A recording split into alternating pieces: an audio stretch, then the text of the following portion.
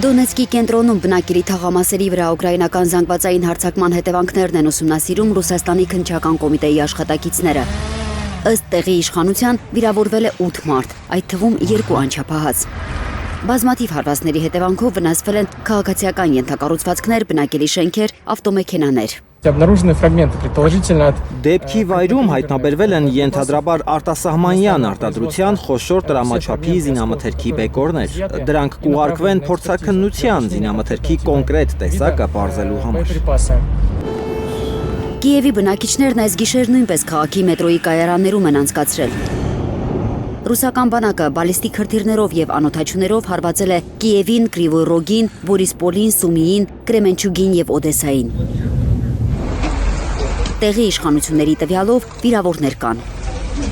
Ռուսաստանի պաշտպանության նախարարությունը հաստատել է հարվածները, ընդգծելով, որ ռուսական զինուժի թիրախում ռազմաարդյունաբերական համալիր, մետալուրգիական եւ նավթավերամշակման արդյունաբերության օբյեկտներ, ինչպես նաեւ լոգիստիկ կենտրոններ են եղել։ Մոտ 7 ժամ զանգվածային հարվածի տակ են եղել Օդեսայի մարզի նավահանգիստների աշխատանքն ապահովող էներգետիկ ենթակառուցվածքները։ 2 վիրավոր կա Կրիվոյ Ռոգում։ Իր լոգիստիկ օբյեկտների վրա նոր հարձակումների մասին է հայտնել ռուսական օզոն առցանց առևտրի հարթակը։ Ընկերությունը հայտնել է, որ ուկրաինական անօդաչուները փորձել են հարվածել Օրենբուրգում եւ Ուֆայում գտնվող լոգիստիկ կենտրոններին։ Աշխատակիցները տարհանվել են, նախնական տվյալով տուժածներ չկան, հրդեհներ չեն բռնկվել։ Օրենբուրգի կենտրոնն արդեն վերսկսել է աշխատանքը 1 օրով սահմանափակելով միայն առաքումների պատվերների ընդունումը։ Ուֆայի լոգիստիկ համալիրը դեռ փակ է։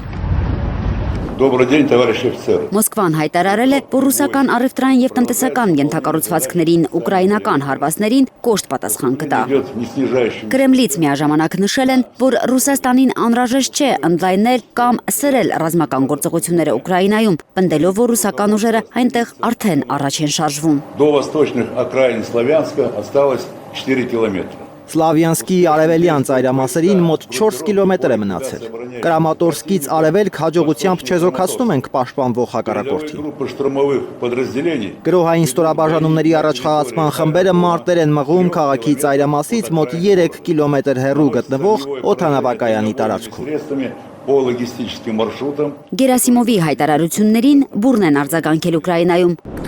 Ուկրաինական մի շարք հարթակներ գրում են, որ ռուսական զորքերը Կրամատորսկից ոչ թե 3, այլ մոտ 7 կիլոմետր են հեռու։